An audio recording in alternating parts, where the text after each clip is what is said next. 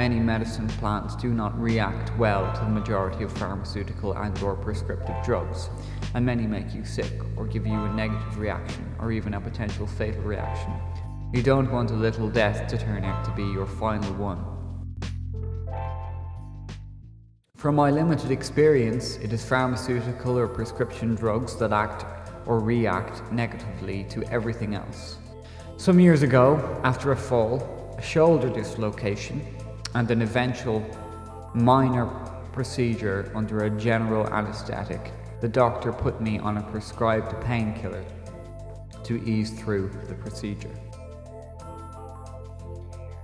The procedure itself was relatively minor, the intention being to release a frozen shoulder through manipulation caused by dislocation. By all accounts, the procedure was relatively successful in that it did release the frozen shoulder and thus gave me more movement and flexibility of my right arm and shoulder, which was a great relief at the time. A painkiller was prescribed to be taken once, or at most twice, depending on the severity of pain over a period of 2 weeks, and not to be taken with alcohol or any recreational drugs, etc. But me being me, of course, didn't hear or read a bit about not drinking alcohol whilst using the painkiller. Come the following weekend, when the 2 weeks of taking painkillers had expired, a friend called and invited me to the local hostelry for a drink. The invitation was welcome and gladly taken up, as it got me out of the house. After all, 1 pint of Guinness never did anyone any harm. Sure, it wasn't so long ago that medical doctors themselves used to prescribe Guinness to pregnant women for its anecdotal health benefits and iron content, etc. To cut this short story, my gut was not feeling good, so I had to step outside for some air. And that was the end of my evening. My memory of the rest of that evening and night was completely obliterated. The mixture of the painkillers that were obviously still active in my body, the Guinness and the night air knocked me out. The next day, my friend gave me the details. There wasn't much detail to give. He picked me up off the ground, bundled me into a taxi, got me home, where my partner put me to bed to sleep it off. My partner was convinced it was a matter of having drunk too much alcohol, but it was not. It was the painkillers. They may kill pain, but they also have the potential to kill, so be very careful with prescription drugs, no matter how small a dose is prescribed by a doctor. On the physical health side, you will see and read from the voyages and experiences contained herein, and in particular with ayahuasca. You may need to be in relatively good health to cope physically with what you will be put through. If you have any serious or ongoing health issues or mental health concerns, again, although it pains me to suggest this, consult the doctor or physician that may be attending you. The group, organization, facilitator or shaman you are attending the ceremony with should also be asking you about your physical and mental health, about any illness or sickness you are dealing with, or what pharmaceutical drugs you may be on. And if they are not, in my view, you should stay away from them. Your safety and well-being should be of primary concern to them. If it is not, they are not doing their job.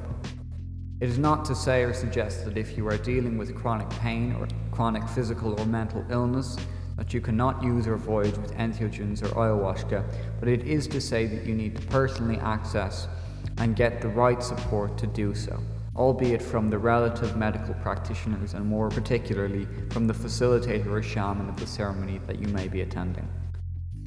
A voyage into the abyss may be just the ticket you need to assist or guide you on the road to making a recovery from your chronicness. Spiritual preparation and intentions. Prior to the outset of my first few voyages, there was no conscious spiritual preparation involved whatsoever. After all, what is spiritual preparation? How can you spiritually prepare for something you have never experienced before, and something that most people cannot explain in very clear terms? Suffice to say, since my first encounter with voyaging with ayahuasca in particular, the anticipation alone of A next voyage almost automatically beckons me to take time out for some meditation, to listen to some appropriate voyaging music, and to spend a little time away from people in isolation, silence and stillness. This stuff kind of helps me get into the groove. In other words, my body is preparing or practicing itself for what lies ahead. My gutter instinct begins to take over to a certain extent, and my general demeanour is quieter and calmer than usual. This begins to kick in a month or so before my ceremony. Incidentally, this is also the period when my lucid dreams begin reoccurring. On setting intentions, this is a difficult one for me to reconcile or fully recommend, as my last intention was for Mother Ayahuasca to grow back and give me a full head of hair, and the results thus far are quite unsatisfactory. To me, setting an intention is like making a wish or seeking a desire of some kind. If you were handed a magic lamp and told you had 3 wishes, what would be your first wish? My first wish would be to have an infinite amount of wishes. Then there would be no concern or stress about deciding to make the right 3 wishes. You could just sit back, relax, be still, and enjoy the lamp for what it is. Some people suggest that setting an intention before a voyage is a good idea because, as they say, it helps you work with the plant medicine and for the plant medicine to work with you. You can tell it, Mother Ayahuasca, on a conscious level what you think you need from her to heal, assist, or guide you. The analogy being that if you go to a maths teacher to learn, for example, algebra, the maths teacher will probably say, okay, this is something we can do. But then in assessing you, the maths teacher figures out that you cannot add or subtract numbers. Then he or she is going to have to start with teaching you very basic maths principles and building from there. In my case, with my intention of growing all my hair back, Mother Ayahuasca didn't seem remotely interested, not even in bringing me back to the basics of how to start growing hair. Perhaps in time she will show me where it all went wrong and how to start putting it right.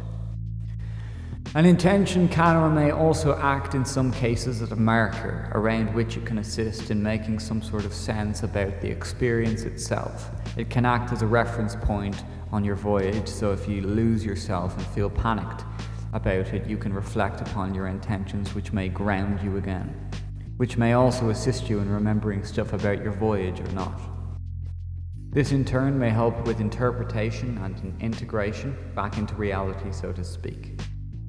At the end of the day, your voyage or experience with the medicine plant may not grow your hair back to reflect your personal intention, but as suggested by others, it may provide a marker for both you and Mother Ayahuasca to begin a voyage of growth or discovery about what you really need as opposed to what you think you may want. Perhaps it's a better approach to set a definite intention rather than to traverse the inner dimension of time and space with expectations you may have accumulated from either reading this text/book or from any other sources. Each and every voyage will be very specific and personal to the voyager alone. Whilst many voyages for many voyagers can have similarities, no two are exactly the same. Therefore, setting a specific intention may also help you to let go of any pre-existing, predetermined or pre-programmed expectations and provide for less resistance to where Mother Ayahuasca may need to bring or take you on your voyage should you decide to imbibe. Set and setting. Set and setting is another term you will hear bandied around in certain voyaging circles. Set to me means what frame of mind or mindset you are in. Firstly, when or if you decide to voyage with Mother Ayahuasca or any other medicine plant for that matter, and secondly, what your mindset is like at or when you begin the voyage. Your mindset may also be partially determined by those you are voyaging with, those who are facilitating a voyage. In voyaging with entheogens or medicine plants, the whole process should be treated with great respect, but not too much reverence. There should also be a certain amount of fun in it as well. It should not be looked upon as something you do or are doing as a recreational affair. Although voyaging with Mother Ayahuasca can sometimes feel like an adventure holiday of sorts, do or do not, there is no try. By the time you get to voyage, a certain level of trust in yourself to surrender to Mother Ayahuasca is required. Surrender in this context meaning allowing your conscious or egoic mind to say what it needs to say, agree with it, and then move or step into being silent. Trying to silence your conscious or egoic mind does not work. Trying to do something is engaging your mind, and it defeats the purpose. You only end up in a battle of wills with your mind. In surrendering, it seems to help some people to have what is called a mantra, which can be a word, phrase, or sound repeated to aid in distracting your mind from thinking. Equally, certain body movements such as shaking the body or head can distract your egoic mind from processing too many thoughts. In other words, you are actively creating a vibration of sorts to distract the mind and at the same time relax the body. The physical setting you are in or are participating in, a medicine plant ceremony, should be as organic as possible. In other words, not a cold clinical setting like a hospital or an office.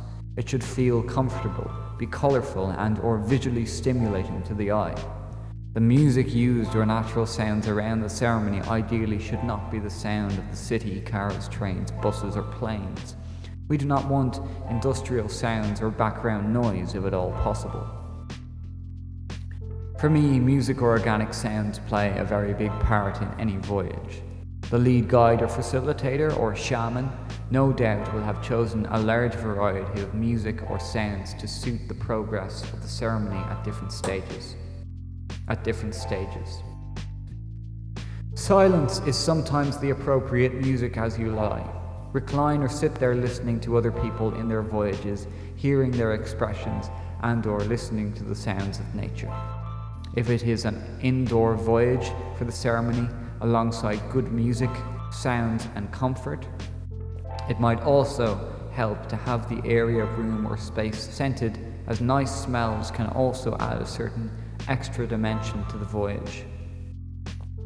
As mentioned before, your senses seem to be heightened on a voyage, so having all, if not most, of the aforementioned will add a great depth to a voyage.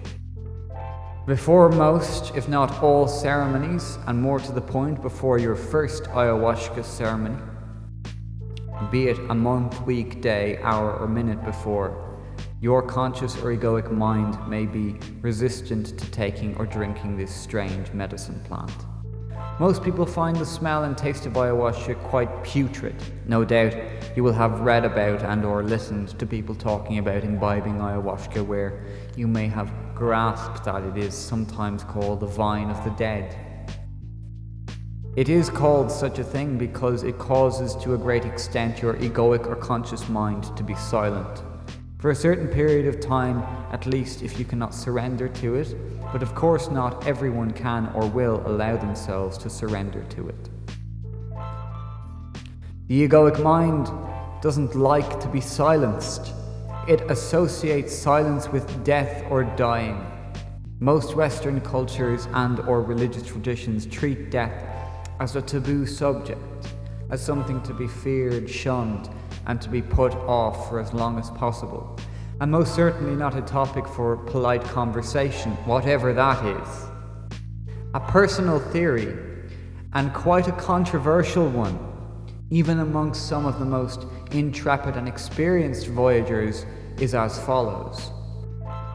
There are now a substantial amount of people from Western traditions and cultures that have voyaged with Mother Ayahuasca who should not necessarily have voyaged yet, or may have voyaged too soon before being properly prepared for the experience, or perhaps should not have voyaged at all. In the original traditions of most indigenous cultures that had use of shamans or druids, it was their respective shaman or druid who did the initial voyaging, and most definitely not the ones seeking relief. Shamans or druids were the ones with the experience, the gnosis, the knowledge, and know-how to navigate the terrain of the other world, spaces or dimensions. It was the shaman or druid who would, where it appropriate, invite the one seeking relief to take the appropriate medicine plan specific to the assessment and under the supervision of the shaman or druid, which really makes a lot of sense. In all of my voyages, the vast majority of the voyagers or participants purged the ayahuasca from their body system, albeit some purged early, some purged later, and some purged much later into the retrospective voyages. Of course, there were always a few who did not purge at all, and there were also many who did not take a second or third glass of ayahuasca because they felt they may purge, so felt they either had enough medicine or they didn't wish to go any deeper into a voyage. In my view, it is an exceptionally brave thing for anyone to participate in an ayahuasca ceremony and to imbibe any amount of quantity of it. Therefore, expelling it or purging it seems to be a waste of perfectly good ayahuasca, in that this medicine plant, as suggested earlier, works on great many levels. So, the longer you can keep it down and allow it to course through your body, the greater the chance you are giving it to guide, assist, or help you heal. Now, to contradict the above, Western or so-called civilized society is profoundly sick, but most people are not fully aware of this. Everything tends to be about a measurement of acquisition or attainment of stuff, through competition, struggle, fighting, and in extreme cases battles or wars. Most people in Western civilizations primarily live and die in passive subjugation, never knowing what it is like to be free of the conditioning and programming that comes with living to acquire or gain wealth, status, power, or control over others or one's environment. This is a breeding ground for all the modern maladies people suffer from, such as depression, stress, anxiety, chronic pain, illness, and disease. Our diets are saturated with sugar, processed and genetically modified foods, pimped up with steroids, antibiotics, pesticides, and other chemicals of one sort or another. The food chain is concocted as opposed to natural or organic. Therefore, it is not surprising that a modern civilized body and egoic mind are so resistant to taking natural food or medicine in its rawest of forms, such as ayahuasca, and therefore it is not surprising that so many people purge or expel it. By and large, and by many accounts, people do feel better after a purge. Perhaps by purging, as suggested by many, they feel they have in some way physically and or emotionally purged or expelled some of the poisons or toxins they may have accumulated over a lifetime of living in a profoundly sick society. Maybe purging is more than just a simple metaphor for clearing out psychological or emotional blockages in a literal sense. People are removing food poisons and toxins that have been built up over a lifetime of consuming shit food and overwhelming social conditioning. Purging can also be represented as an emotional release, such as crying, wailing, screaming, yawning, laughter, and sleep. Human emotion is energy, and all energy needs a vent of sorts, so it does not build and become toxic to the body system. And thus emotional release may be the required antidote of the day, as opposed to physical vomiting or diarrhea. The cult of guruism. The idea of having and or subscribing to a guru or teacher of sorts may be noble. The challenge, or perhaps the problem, with this is that the student or follower is seldom, if ever, directly informed by a guru how to attain what they may seek, or may be seeking to attain, be that wisdom, enlightenment, insight, or something else. Most, but not all, so-called gurus, teachers, or masters will not inform you that you are good enough already. And the fact that you already wonder, seek, or search for something else will inevitably bring you to the door of enlightenment, insight, or something else, without trying too hard at all. In many ways, Gurus, teachers, and masters are the spiritual equivalent of contemporary religious leaders, medical doctors, psychoanalysts, and political/state leaders, etc., etc. In that they want to keep you coming back for more and more of their medicine, when, in fact, as someone famous once said, the kingdom of God is within you. For example, gurus can often and conveniently overlook telling you, you cannot attain enlightenment by wanting to attain it, or seldom, if ever, ask you, why would you want to attain something you already have? In these two sentences, you already have an answer of sorts, which cuts through a lot of toing and froing and messing about. It did, of course, take me a great many years to figure this out, but the final spark that ignited the fire came on my first voyage with the plant medicine ayahuasca, which of course does not always happen for everyone all of the time. Mother Ayahuasca simply reminded me of what was already inherent in me and is inherent in all people of this planet, which is, you are far more than just your conscious sentiment or egoic mind, and you are nothing at the same time. This is not meant to sound or be vague. Being nothing is just as important and relevant as being something. Being nothing is ceasing to be attached to everything in this world that your egoic or conscious mind perceives, albeit for a temporary or extended period. Once you have reached this space, what need will you have for gurus, teachers, or masters, as you now become your own guru and can begin to remember how to navigate and chart a course to explore this and other realms or dimensions. Furthermore, it can now be done without the use of medicine plants, entheogens, or gurus for that matter. It is, of course, perhaps a healthy thing to have other Voyager friends, at least to discuss, debate, and bounce experiences, ideas, and concepts off, as opposed to a so-called archetypal all-knowing guru.